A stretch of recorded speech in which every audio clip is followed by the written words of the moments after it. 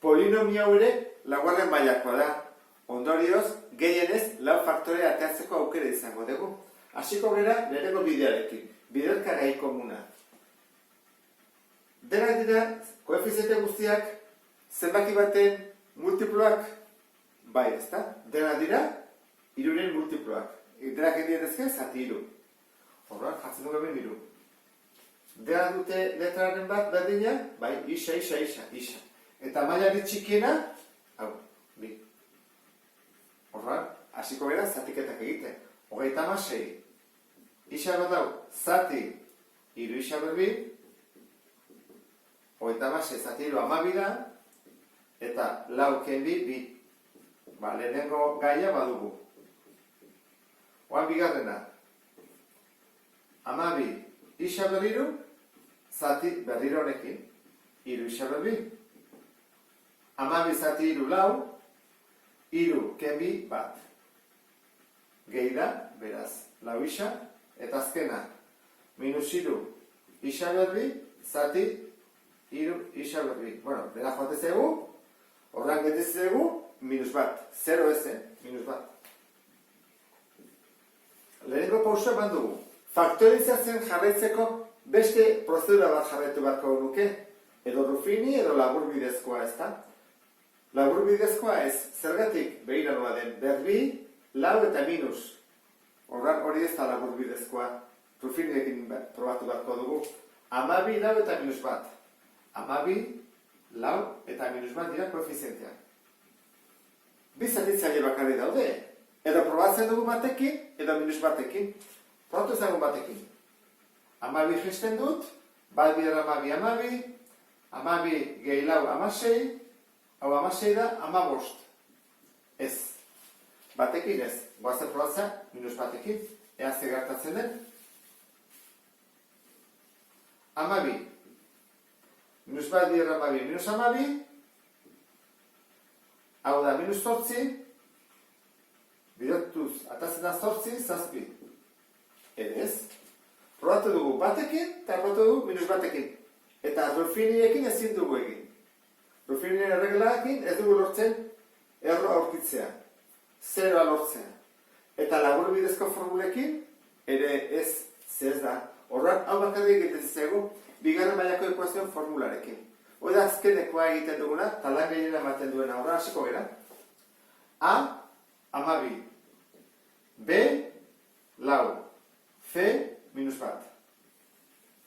Formula jarriko dugu orduan. Isa berdin, minus B, minus lau. Gehiken, lau bider lau, 16, ken lau, A, 12 dela, C, minus bat dela. Zati, bi bider, 12. Jarretuko dugu, minus lau, gehiken, lau bider 12, berrogeita 8. Eta minus bider minus plus, hau da, plus berrogeita 8. Horran da, 16, gehi berrogeita 8. Zati, bi bider 12, hogeita lau. Jarretuko dugu. Berrogeita 8, eta 16, hirurogeita lau. Eta hirurogeita lau da, 8 bider 8. Hola jarriko genuke, ez da? 8 bider 8, hirurogeita lau. Bi bide ditugu, ez da? Isa bat izango litzake. Minus lau, gehi 8, zati hogeita lau. Eta isa bi izango litzateke. Minus lau, ken 8, zati hogeita lau. Hori dira bi bideak, ez? Baratuko dut hobeto. Orduan, minus lau, gehi 8, lau. Zati hogeita lau. Biak laukin. Lau zati lau bat. Hogeita lau, zati lau, 6. Horran, hori da isa bat. Eta bestea, minus lau eta minus 8, minus 12. Zati hogeita lau, simplifikatuta, minus ardi bat. Hori izango zateke, isa bi. Horrak, bi horrak kalkulatu ditugu. Goazen jartzea orduan, kenduko dena. Eta egingo genuke. Lehenengo jarri, hiru. Isa, berbi. Eta gero, hau hau deskomposatuta, faktorizatuta. Zer jartzen da lehenengo? Gogoratzen koefiziente nagusia. Hora, zer da koefiziente nagusia? 12. Hora jarri da, bidar 12. Parentesiarekin. Egin bat dugu. Isa kenerroa. Horrean, isa. Horren aurkakoa zen da. Plus atazegu, minus jarri barko dugu. Bider. Isa. Eta horren aurkakoa. Horrean, plus.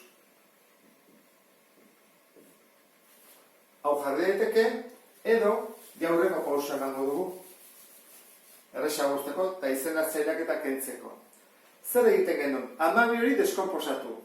Ikusten duzu, 6 eta bidela. Horran, egingo dugu, 12 hau jarriko dugu,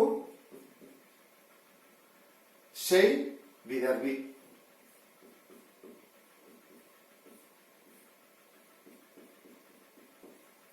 Bi hau, eraman dugu dut, parentesionekin bidertzea. Horran, gehituko ez eguke horrela. 6 bider isa, 6 isa, eta 6 bider 6-ren bat, minus bat. Eta hemen, 2 bider isa, 2 isa, eta 2 bider erdi bat, bat. Hau izango zeteke, deskomposatuta. Lortu dugu. Hasieran gendun polinomio, eta bukaeran beste. Eta horrekin amaitzen dut. Beste bat arte. Agur?